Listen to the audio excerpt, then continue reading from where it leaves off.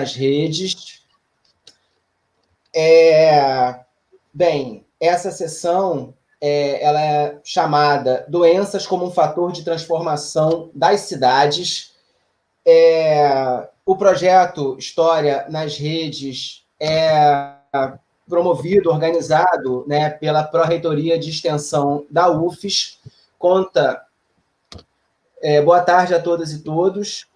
Mais uma sessão do projeto Histórias nas Redes, que é um projeto organizado e promovido pela Pró-Reitoria de Extensão da UFES. Conta com a coordenação do professor Sebastião Franco, e também com a coordenação e apoio da Cíntia Costa e Jória Scolforo, que são alunas do doutorado da pós-graduação de História da UFES, e também da Marlene Martins, que é do PROEX da UFES. O nosso encontro de hoje ele é intitulado Doenças como fator de transformação das cidades. Ele vai contar com a apresentação do Américo Soares Mignoni.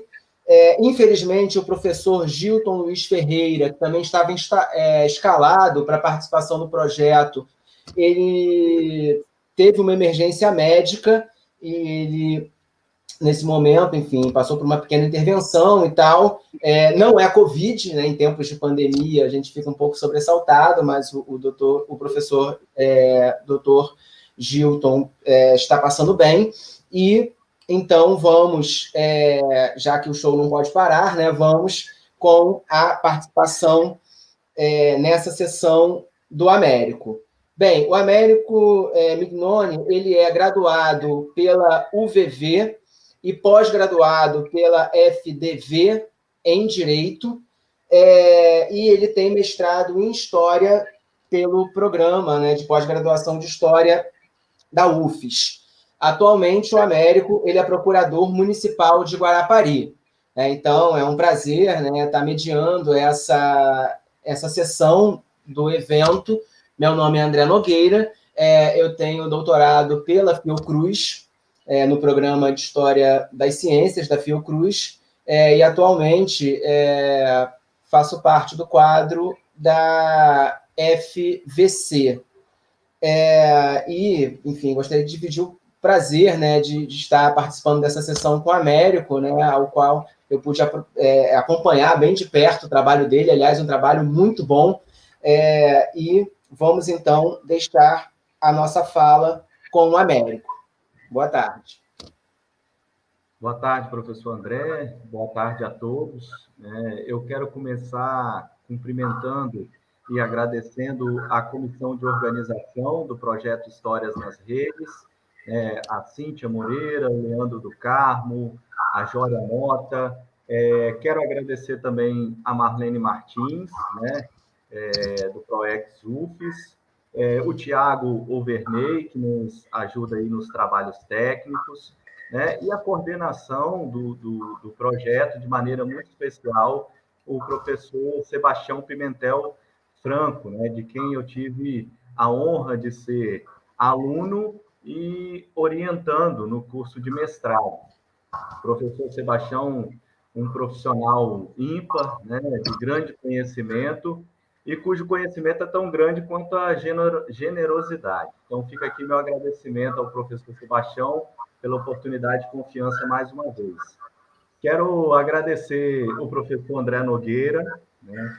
O professor André também um excelente professor, um grande profissional, de quem eu tive a felicidade de ser aluno e depois de tê-lo na minha banca de dissertação de mestrado. Professor André, receba aí meus cumprimentos e a minha gratidão desde já, né? E quero também agradecer o meu amigo e professor Gilton Ferreira, né, que se dispôs a dividir comigo esse espaço, mas por essas coisas da vida, no momento não pode estar presente por uma questão de saúde, né, nada grave, como o professor já colocou, mas que o impede de estar nesse momento conosco, né? Fica aí meus votos de pronta recuperação para o Gilton. Bom, passando ao nosso tema, A atual situação de pandemia que nós vivenciamos funcionou para mim como um gatilho de reflexão sobre as medidas de enfrentamento às epidemias em outros momentos da história brasileira. É fato que a trajetória da humanidade revela uma busca contínua por saúde, né? E também, logo, por métodos, instrumentos, fórmulas, seres capazes de assegurá-la à humanidade. Essa busca incessante deriva da própria relação direta da saúde com a manutenção da vida. E o exercício humano nessa busca, de forma contínua ao longo do tempo, tem gravado na história transformações memoráveis, né, com reflexos na ordem social, política, científica e até jurídica. A minha dissertação de mestrado, ela tem como título A História da Saúde como Direito Fundamental no Brasil, a atuação do Tribunal de Justiça do Espírito Santo e a efetividade da cidadania nos primeiros 25 anos da Constituição Federal de 1988. Para construí-la, foi necessário visitar, ainda que de maneira superficial, o caminho percorrido pelo sistema de saúde pública no Brasil. Tendo me chamado muita atenção nesse ponto, as políticas de saúde realizadas no período imperial e no começo da República. A minha fala foi organizada com o professor Gilton, de modo que o meu trabalho, mais voltado para a história do direito, e o dele voltado para a história da arquitetura, se encontrasse. E aí nós visualizamos esse espaço em comum de abordagem, né? Por isso eu vou dar seguimento ao material que eu tinha preparado, mas fico à disposição para ampliarmos a conversas ou tratarmos de assuntos paralelos na sequência. Bom, durante o Império, né, que vai de 1822 a 1889, o Brasil inicia um movimento de superação da condição de terra assolada pelas doenças, sem higiene, pouco civilizado e não propício a investimentos e ao progresso. Porém, nesse momento, né, há a confluência de interesses diversos, mas que tinham em comum a busca por essa superação da insalubridade brasileira. Nesse movimento, nós podemos destacar a sociedade, né, que buscava socorro, salvação contra as enfermidades que assolavam o Brasil na época, e aí nós podemos destacar a febre amarela, a varíola, a malária, a cólera, peste bubônica, dentre outros. O poder público, que buscava especialmente melhorar as condições de saúde brasileiras com o objetivo de encerrar a fama, né, de terra insalubre que o Brasil tinha, dominada pelas enfermidades, pouco civilizada, e assim atrair estrangeiros, tanto para ocupação territorial, substituição da mão de obra escrava e investimentos. Também nós tínhamos interesses de grupos econômicos, né, tanto internos quanto externos, uma vez que a falta de controle sobre as enfermidades prejudicava a atividade econômica tanto pela doença dos trabalhadores, quanto pelo estigma anti-higiênico da produção nacional, né? E também, nesse cenário, a classe médica, né? A classe médica, especialmente, e aí eu me refiro, né, de maneira específica, aos médicos científicos, né, que eram aqueles formados pelas escolas de medicina, que viam na situação de insalubridade do Brasil uma forma de expandir, de consolidar a sua ciência e, ao mesmo tempo, ganhar espaço profissional e social. Eles travavam uma luta especialmente contra aqueles que praticavam a medicina não oficial, que eles chamavam de charlatães, né? Então, eles tinham uma empreitada aí contra o charlatanismo, que, na visão médica daquela época, era caracterizada ou se definia nos curandeiros, nos homeopatas, os boticários, farmacêuticos e até médicos estrangeiros que ainda não tinham o diploma reconhecido no Brasil. Nesse aspecto, vale destacar essa parceria entre poder público e a medicina, né? Pelo lado da medicina, como eu já disse, era uma oportunidade de consolidação da sua ciência e expansão profissional, né? E ascensão social. Para o governo, a parceria com os médicos também era necessária e proveitosa, porque ela dava legitimidade técnica às suas ações, né? Quem falava, quem impunha, quem restringia comportamentos, quem determinava o isolamento, não era o governo em si, era a ciência, né? E isso fortalecia as ações de governo, ao mesmo tempo em que reduzia o desgaste político. Ganha destaque especial nessa época os médicos higienistas, né? Que, pela natureza das suas atividades profissionais, que eram voltadas por ações preventivas de higiene e salubridade, ou por ações repressivas de combate às doenças e epidemias, essa classe atuava muito diretamente, passa cada vez mais, né, atuar diretamente ao governo, seja ocupando cargos públicos, né, ou funcionando como conselheiros das autoridades.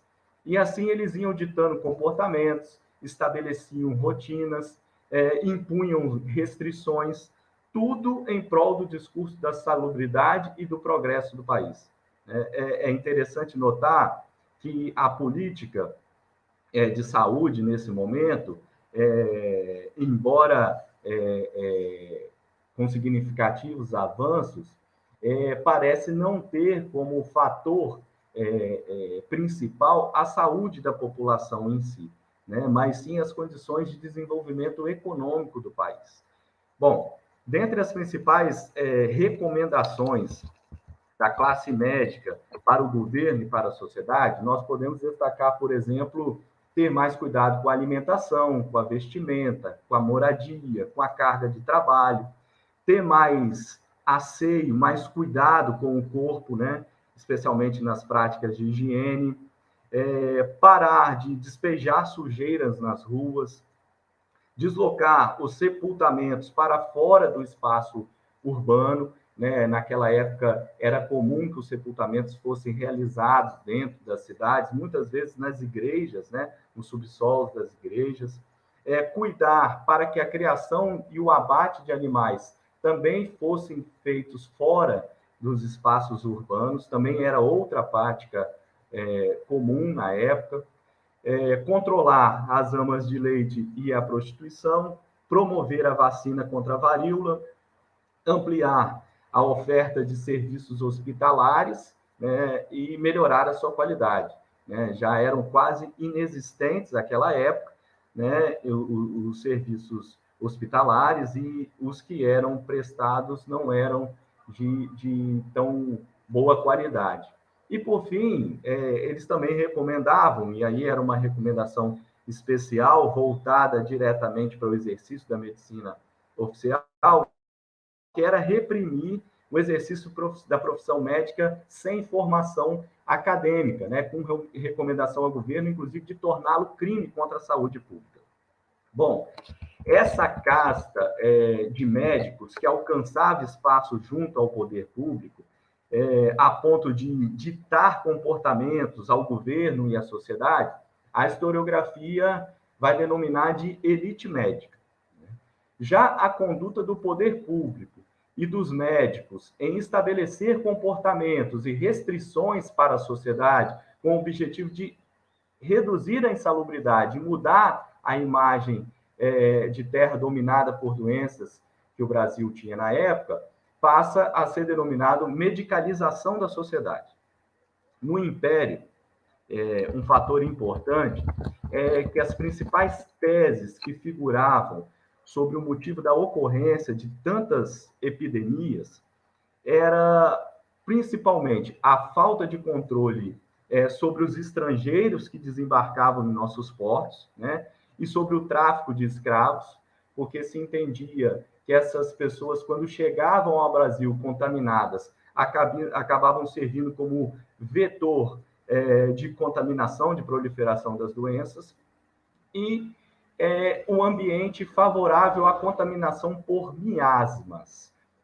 Isto é, o ar corrompido pelo lixo, pela decomposição de cadáveres humanos e de animais e pelo esgoto a céu aberto, né? Se tinha um entendimento que o ar que circulava naquele ambiente insalubre, sujo, acabava levando consigo os fatores de contaminação, e isso espalhava pela sociedade, favorecendo a proliferação das doenças. A teoria miasmática, né, que é essa contaminação pela atmosfera, ela era tão forte na época que o Alisson Eugênio, na obra Arautos do Progresso, ele apresenta um episódio em que médicos recomendaram ao governo a demolição do Morro do Castelo, né, e do Morro de Santo Antônio, na cidade do Rio de Janeiro. Né? A ideia era que a cidade do Rio ela era constituída em 2 grandes vales, e à medida que se retirasse esses 2 morros, ela poderia se tornar numa imensa planície, né? E com isso facilitaria a circulação do vento, e haveria, quando o vento soprasse, uma verdadeira limpeza, uma verdadeira varredura da atmosfera, né? O que favoreceria, né, a redução da contaminação. Bom, ainda no Império, eu acho que vale pontuar que uma questão que foi significativa, né, para o desenvolvimento dessas ações de saúde pública foi a vinda da família real para o país. Né? Com a vinda da família real, era necessário que se ampliasse os investimentos para se encerrar, ou pelo menos amenizar aquela imagem de terra dominada por doenças que o Brasil, que chancelava o Brasil, especialmente porque era incompatível, né, com a instalação da família real aqui, e ao mesmo tempo por um fator protetivo, né? A família real não viria para cá se mantendo em condições de insegurança sanitária. Tanto é que, juntamente com a família real, a historiografia conta que vieram diversos profissionais da saúde, né? Médicos que acompanharam para desenvolver e ampliar esse trabalho no Brasil. Bom, passando à República, o início da República, nós temos intensificada essa ótica do poder público acerca da importância da política de saúde como elemento do progresso nacional e o estabelecimento do Brasil como nação civilizada. Nesse sentido, os médicos prosseguiam participando das ações de governo, né, ampliando até a sua participação, isso era crescente à medida que os anos iam se passando, e atuando diretamente na formatação e na vida das cidades. E aí recomendavam, né, como ações de governo, a realização de obras públicas, a intervenção em locais que eles diziam propícios à proliferação de doenças, né, em geral, os locais de periferia, sugeriam o fechamento de estabelecimentos comerciais e, às vezes, até providências de âmbito privado, né, que alteravam a vida do cidadão e de suas famílias, como muitas vezes o confisco de animais, né, o encerramento de atividades exercidas ali dentro da própria residência. Um aspecto importante no início da República que nos primeiros anos há uma mudança de paradigma sobre a origem das doenças e suas formas de transmissão, né? Que até então tinha uma predominância da teoria miasmática, passa a se basear especialmente na bacteriologia e na fisiologia, que já tinham estudos difundidos na Europa. A partir disso, mantendo a política de higienização da cidade e das pessoas, a medicina, e aí medicina / governo, busca, então, eliminar os micro-organismos responsáveis por essas doenças, né, pela propagação das doenças.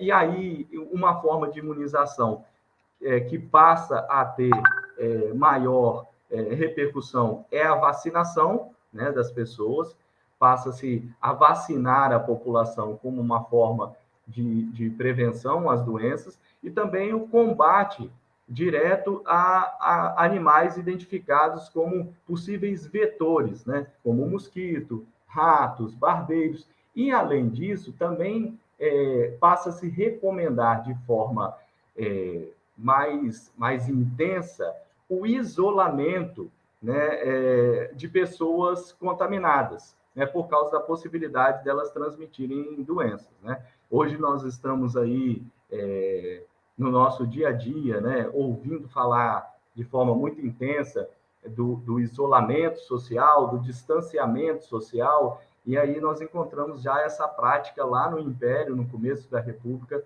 como forma de evitar a disseminação de doenças. Essas ações, conduzidas pela medicina através do governo, nem sempre eram de forma muito cordial, né?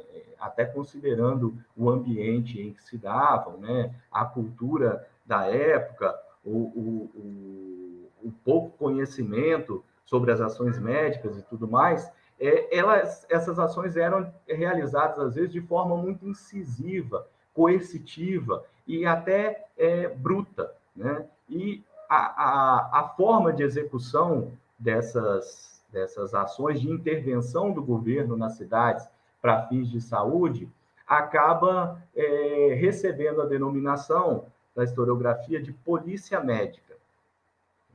Bom, essa truculência com que agia o governo muitas vezes, aliada à falta de conhecimento sobre assuntos de saúde da maior parte da população, promovia diversas manifestações sociais de resistência às ações sanitárias realizadas pelo governo e aos médicos em si. Né? A mais expressiva delas vai acontecer no ano de 1904, na cidade do Rio de Janeiro, e é denominada Revolta da Vacina. A Revolta da Vacina é um movimento de insurgência da população contra a política desenvolvida pelo então presidente da República, Rodrigues Alves, orientado pelo diretor do Departamento Nacional de Saúde Pública, DNSP, Oswaldo Cruz, no sentido de tornar obrigatória a vacinação da população contra a varíola.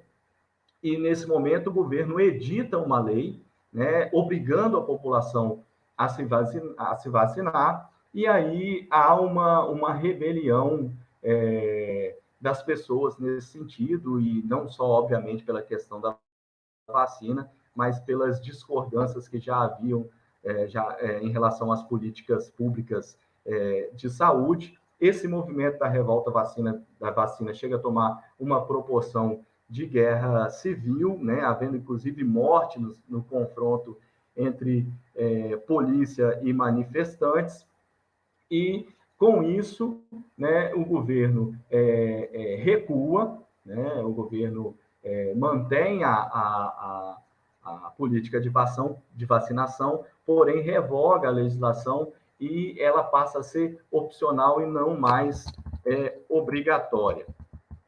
Bom, sobre esse contexto, é importante a gente fazer uma reflexão de que, sendo a política de saúde desenvolvida a partir da noção de crescimento econômico, né, da busca por crescimento econômico e progresso, né, especialmente com a ampliação do relacionamento de comércio com grandes centros econômicos da Europa, um dos efeitos práticos dessa política de saúde é a desigualdade verificada entre as ações médicas realizadas nas grandes cidades e naquelas de menor influência econômica ou em área rural, que às vezes sequer não atendidas. Ou seja, as ações de saúde concentravam-se, em geral, nos centros urbanos maiores, né, já consolidados, com maior importância para o desenvolvimento econômico do país, e quando eram realizadas nas cidades menores ou no interior do Brasil, às vezes de forma desproporcional ao que se realizava nos grandes centros, ou até mesmo naqueles momentos em que as doenças acabavam afetando a economia. Por exemplo, quando a doença incidia sobre um grande número de trabalhadores e prejudicava aí a produção nacional, que de alguma forma afetaria no comércio e na economia. Bom, fato é que com o crescimento contínuo da população dos maiores centros urbanos brasileiros, especialmente pela chegada de grandes levas de imigrantes ao país, e com a desorganização social decorrente de aglomerados de famílias vivendo em condições impróprias, em cortiços e favelas que se multiplicavam, com o aumento da pobreza da população, especialmente pela pouca capacidade produtiva ocasionada pela baixa condição de saúde, em regra, as mesmas doenças que assolavam o Brasil no Império tomavam proporções ainda maiores nas primeiras décadas da República.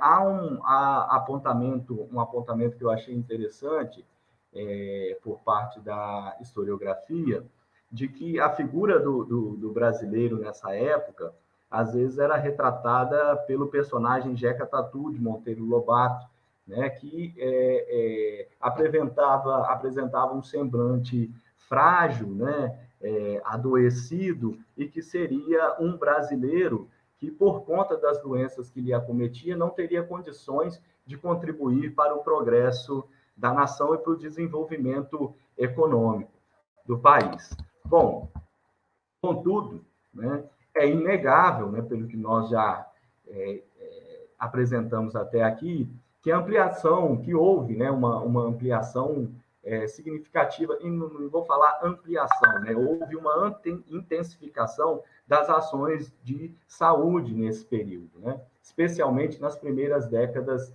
da República.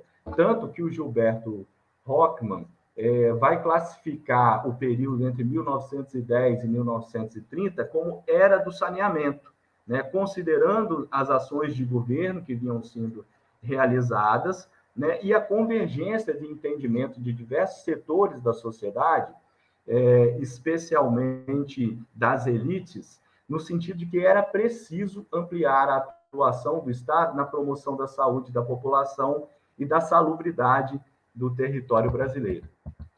A título de curiosidade, e aí puxando um pouco mais para minha área de atuação, eu gostaria de trazer que tanto a Constituição brasileira do Império quanto a primeira Constituição brasileira da República não estabeleciam a saúde como direito da população ou como obrigação expressa do Estado, né? Pelo contrário, a Constituição do Império, que é de 25 de março de 1824, ela trazia uma única disposição expressa da promoção da saúde, que está no inciso 24 do seu artigo 179, com a seguinte redação. Vou ler aqui para vocês. Com licença, só um minutinho. A inviolabilidade dos direitos civis e políticos dos cidadãos brasileiros, que tem por base a liberdade, a segurança individual, a propriedade, é garantida pela Constituição do Império pela maneira seguinte. Inciso 24. Nenhum gênero de trabalho, de cultura, indústria ou comércio pode ser proibido, uma vez que não se oponha aos costumes públicos, à segurança e à saúde dos cidadãos. A Constituição do Império, na Constituição do Império, essa é a única menção à saúde, né? Então, assim, ela não era uma garantia de direito da população, nem uma obrigação do Estado. Na Constituição, na primeira Constituição republicana, que é a Constituição da República dos Estados Unidos do Brasil, promulgada em 24 de fevereiro de 1891, não há qualquer menção à saúde. A palavra saúde, de maneira expressa, não é referenciada. o que é até um contrassenso, porque havia uma intensificação das ações de saúde, como eu já coloquei.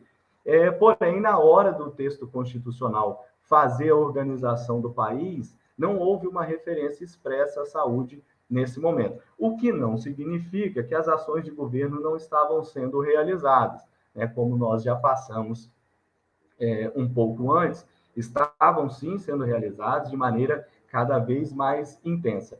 E a Constituição, ela traz uma espécie de uma autorização, a primeira Constituição da República, para que o Estado fizesse, se ele entendesse assim prioridade, se fosse esse o desejo de governo. Né? Está no artigo 78 da Constituição de 1891, que eu vou fazer também a leitura para vocês. Ficava assim, o artigo 78 dizia o seguinte: a especificação das garantias e direitos expressos na Constituição não exclui outras garantias e direitos não enumerados, mas resultantes da forma de governo que ela estabelece e dos princípios que ela consigna. Ou seja, o governo existia o direito à saúde, né, mas ele variava de acordo com o entendimento de governo quanto a ser prestado e quanto à forma a ser prestado. Enfim, como já dito, né, anteriormente, especialmente pela ausência de domínio, de controle total da humanidade sobre a saúde, né, e tendo em vista a essencialidade da saúde para a manutenção da vida, as políticas de saúde pública manifestam-se com grande movimentação ao longo da história, né? Não só no período que nós abordamos, mas ao longo de toda a história é possível ver uma movimentação enorme das políticas de saúde. Nós estamos vivenciando isso atualmente, né?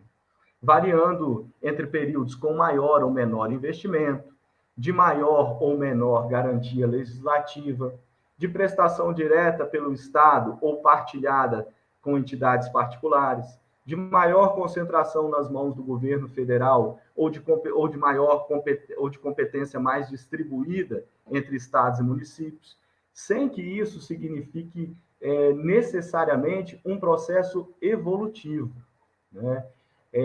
Na verdade, essas transformações elas são lineares, próprias de cada tempo histórico, né, cujo conhecimento certamente contribui na realização do tempo presente.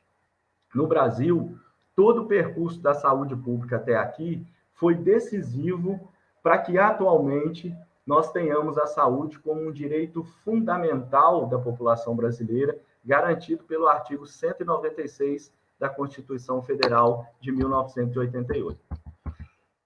Encerrando a minha fala, eu quero realizar aqui a leitura de um trecho do artigo História das Doenças e Epidemiologia, Encontros e Desencontros, da professora Diana Maú de Carvalho, né, e faz parte do livro História das Doenças, volume 6, que me parece fazer uma apresentação das ações de saúde, contemplando realidades, receios, expectativas e possibilidades.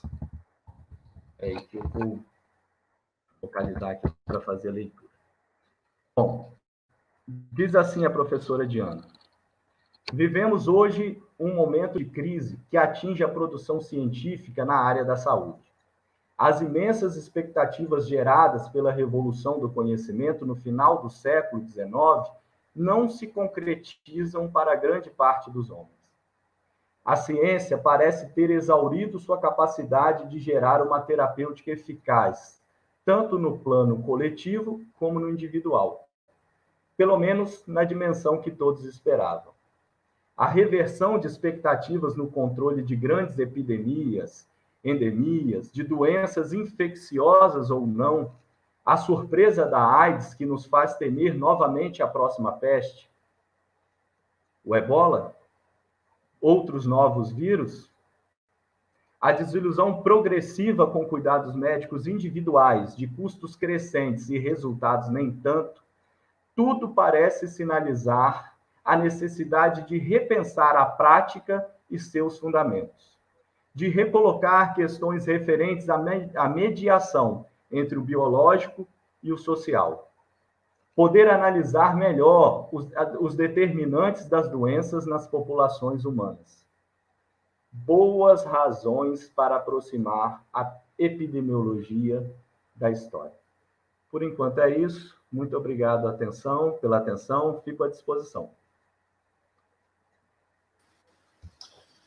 Muito obrigado, Américo, perdão, pela sua explanação interessantíssima. Gostaria só de reiterar aqui a ausência, né, infelizmente, do professor Gilton Ferreira, né, em face aí de um problema de saúde, como a gente tinha comentado no começo da live, também como nós havíamos comentado, né, não é Covid, e ele está bem, né, se recuperando aí, né, numa boa, e gostaria também de agradecer a presença de toda a audiência, né? Todas as pessoas que estão participando aqui da live conosco. A todos, muito obrigado, e a todas, muito obrigado, né? Enfim, a Carolina Soares, que está em estágio de pós-doutorado no PPGIs, a minha estimada professora Sônia Barreto, da FVC, a Kate Barbosa, da Federal do Amazonas. A Kate fez uma fala maravilhosa sobre saúde e escravidão junto com o Felipe, né, também nesse projeto, dá para conferir lá no YouTube. A Eliane do Nascimento, da Procuradoria do município de Guarapari, a Elesiare Lima, né, doutora pelo programa do PPGIs, também da UFES, ao querido Felipe também, né? Enfim, que está presente. Obrigado aí a todas e todos. E a gente começa agora, né, a conversar, o nosso momento da audiência da live, né? Perguntas, comentários, questões para o Américo, né, estão aí há bom tempo. Bem, eu, já que estou moderando, né, o Américo, eu vou tomar liberdade aí de fazer a primeira pergunta. Né? Na verdade, não é uma pergunta, mas é uma possibilidade de você discutir um pouco mais essa temática, que é tão interessante, e talvez até uma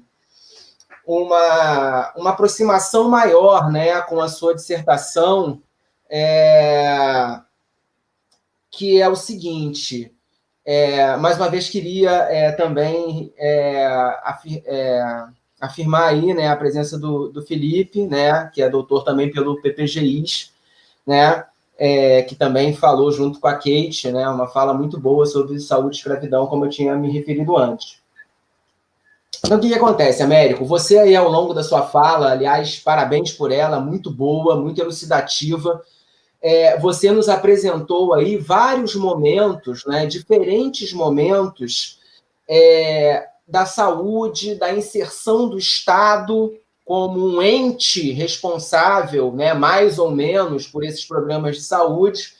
E isso, claro, né, é a nossa matéria-prima como historiador, né, das ciências e das práticas de curar, enfim, da medicina em âmbito geral.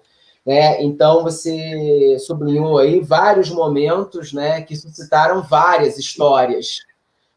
Mas eu queria que você falasse um pouco mais, e aí, mais uma vez, né, recuperando a sua discussão na sua dissertação do mestrado, né, que é muito boa, em momentos, por exemplo, como o nosso atual momento, né, que a gente está vivenciando uma pandemia mundial, e eu acho que eu já posso falar isso, que no Brasil está assumindo uma posição absolutamente aterradora, né?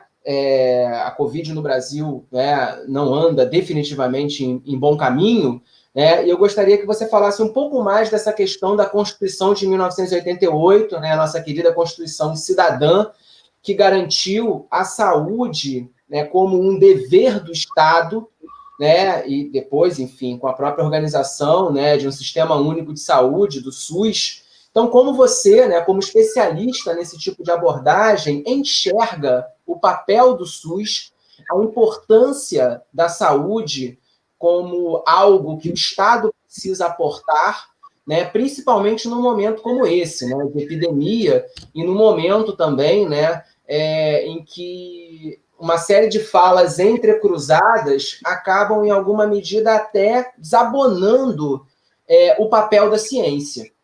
Então, é interessante que na sua fala isso fecha muito, eu acho, com a fala provocativa, a escrita provocativa da professora Diana Maú de Carvalho.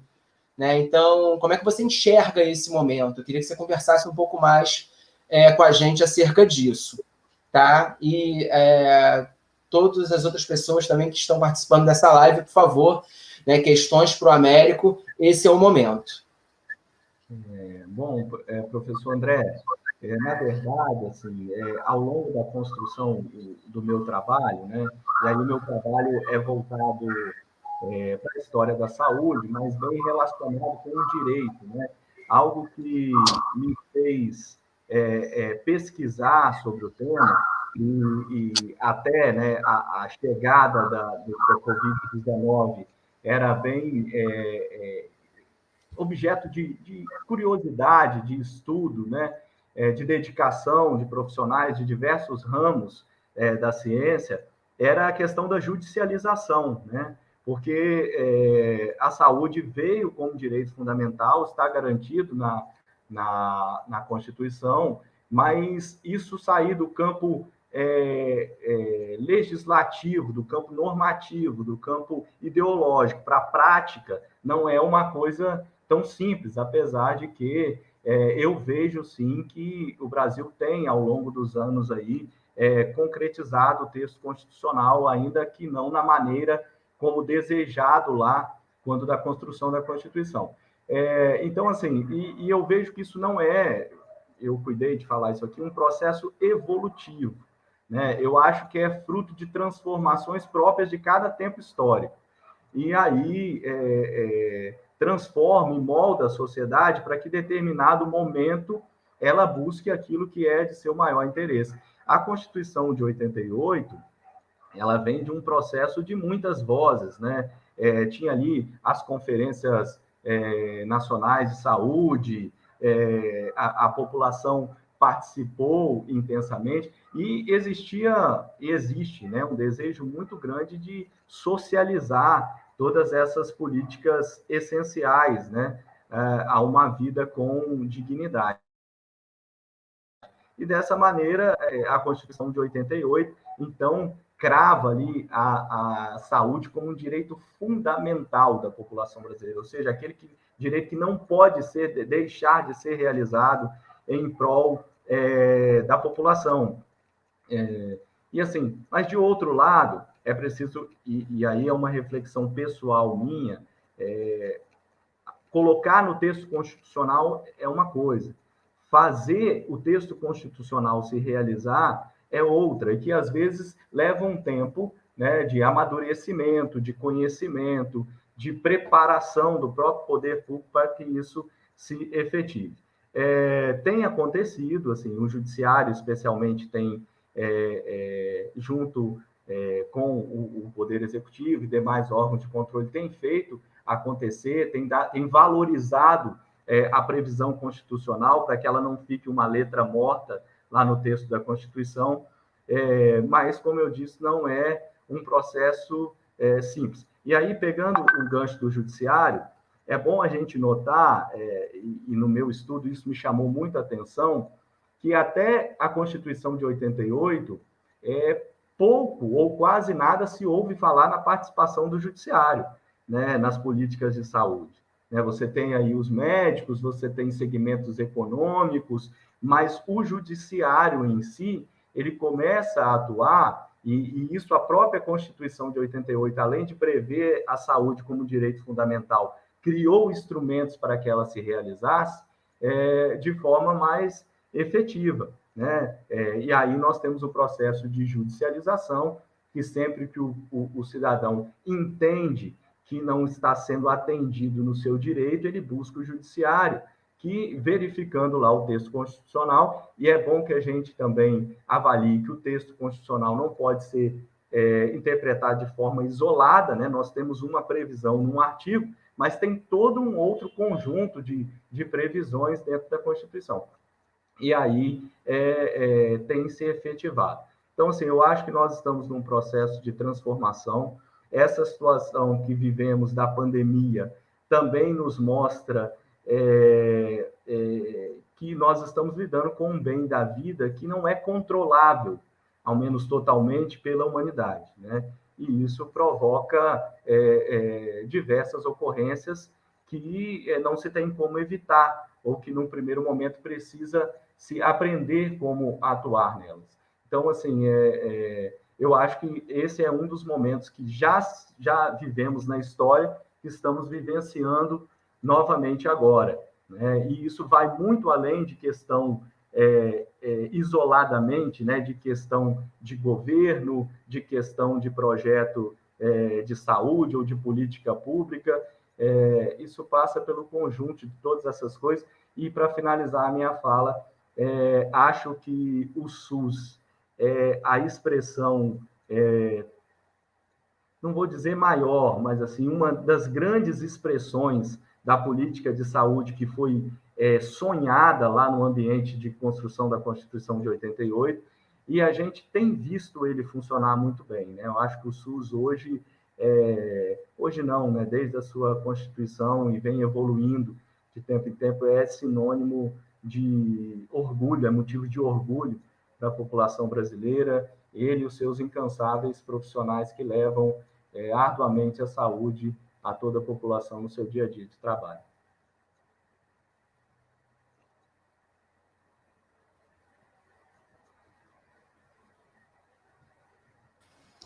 Muito bem, Américo, muito obrigado. Bem, não sei se tem mais alguma outra pergunta aqui no chat, mas me parece que não. Eu também gostaria de refazer o refrão aí do Viva o SUS. Realmente precisamos de um sistema único de saúde. Ele é legítimo, ele é fundamental, né, para garantir as condições de tratamento da nossa população. Eu faço eco aí a Marlene Martins. Bem, aqui temos uma pergunta do professor Sebastião. Você acredita que a Constituição tem garantido o direito à saúde a toda a população?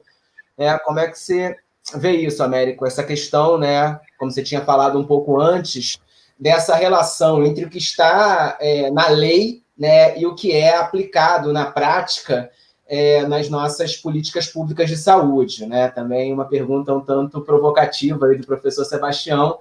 Então, vamos a ela. Ok. Bom, a minha opinião é que sim, que a Constituição de 88 tem garantido, né? Especialmente porque antes dela nós tínhamos um parâmetro de obrigação da prestação de saúde pública no Brasil muito diferente, né? Muito reduzido em relação à Constituição de 88. E como eu disse, é lógico que da previsão até a efetivação não é um processo tão simples, né? Exige amadurecimento social, né? A população vai se dando conta de que tem direito, né? De que tem que buscar aquilo que está previsto no texto constitucional como um direito fundamental da nação. O Estado começa a entender, bom, está previsto lá, mas não é uma letra morta, eu tenho que me organizar para dar conta disso, né? De outro lado, os segmentos, os instrumentos que a Constituição previu, como o Ministério Público, o Judiciário, né, as procuradorias, né, estaduais, a federal, estaduais, municipais, de orientação jurídica do governo, atuam nesse momento como instrumentos de efetivação, né?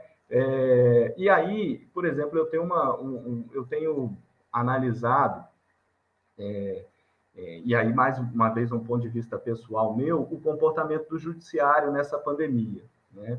Porque assim a gente vinha de um momento de muita produção judicial no que diz respeito à saúde, né? Decisões de internação, decisão de fornecimento de remédio, de transferências para leitos de UTI, enfim, uma série de ações nesse sentido do Poder Judiciário. E aí, quando vem a pandemia, a gente percebe, pelo menos eu não tenho tido notícia, de um volume tão grande como existia antes dessas ações. Por exemplo, confere um leito de UTI, fornece tal medicamento. E o que eu tenho visto é o judiciário identificar que, nesse momento, a forma de garantir a saúde é preservar as políticas que vêm sendo desenvolvidas, né, pelos entes federativos. E aí há decisões, mantenham o decreto do município, mantém o decreto do Estado, faz valer o isolamento social. Então, eu vejo assim que há nesse processo um amadurecimento das instituições. E acho, sim, que a Constituição já tem produzido bons frutos e acredito que a tendência é que isso se aperfeiçoe com a consolidação dela.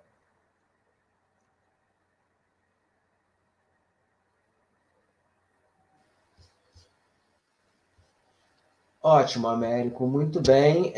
Eu acho que também com essa fala, né, você também conseguiu aportar, né, a outra questão do professor Sebastião, né, que se a Constituição garante por que as pessoas acionam a justiça para garantirem assistência, então você comentou um pouco sobre isso e sobre essa necessidade também de amadurecimento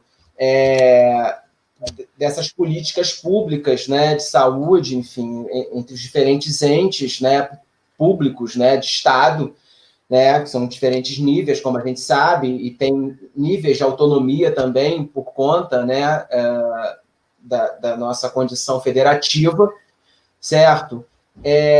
Eu gostaria também de sublinhar aí a presença do professor Jositiel Dias, da FVC, que também está participando dessa nossa live. E, Américo, foi maravilhosa a tua fala, como eu tinha falado antes, foi muito elucidativa, essa visão panorâmica, né, de nossos diferentes momentos da saúde no Brasil, né, que em grande medida é a nossa grande matéria-prima, a grande matéria-prima das nossas questões como historiador, né, como cientistas sociais que estudam essas diferentes interfaces entre a saúde, o adoecimento, a morte, as práticas de cura e as ações de Estado, né? Foi maravilhoso. Eu queria chamar também, publicizar aí o nosso próximo encontro, né, no projeto História nas Redes, que vai ser um tema também extremamente interessante, as relações com a finitude nas trajetórias da vida, a morte e o morrer no século XIX, que vai contar aí com a participação da Jória Mota Scolfolo, que é jornalista no Arquivo Público do Estado do Espírito Santo, e também a doutoranda aí do PPGIs, da UFES, né, e uma das pessoas que está à frente desse projeto maravilhoso também, né, da Pró-Reitoria de Extensão, a professora Cláudia Rodrigues, que é historiadora e professora da Unirio, né, também uma das grandes especialistas aí no Brasil sobre essa temática da morte no século XIX, né, com a mediação do professor Sebastião Pimentel Franco, né, com certeza vai ser uma live também imperdível. Gostaria de agradecer uma vez mais pelo convite da moderação, partilhar novamente a minha alegria de estar participando junto com o Américo, que é um querido, né? Agradecer ao professor Sebastião, a Cíntia, a Marlene, a Jória, novamente pela oportunidade.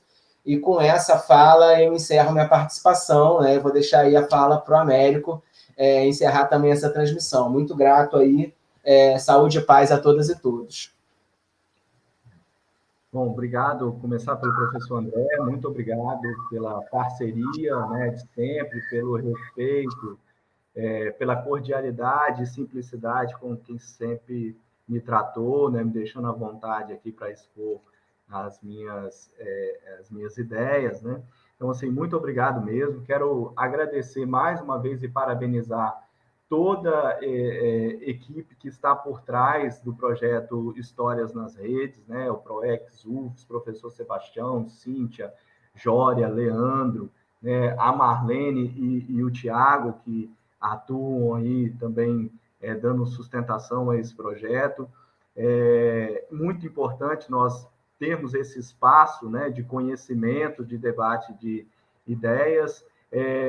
Isso, acredito que a saúde, a realização dela depende da construção que nós fazemos, né? Nós estamos nesse processo de reconhecimento, de transformação, e temos colhido frutos e acredito que outros melhores ainda virão. Obrigado a todos que participaram da live, né, nos assistindo. Fica aí meu agradecimento. Obrigado à UFS, e quero também fazer mais uma vez o agradecimento aqui ao professor Gilton, que não pôde estar com a gente, né, por razões fora do seu alcance, mas que é um amigo e, enfim, sempre disponível, e também tenho certeza que abrilhantaria muito esse projeto. Muito obrigado e um grande abraço a todos.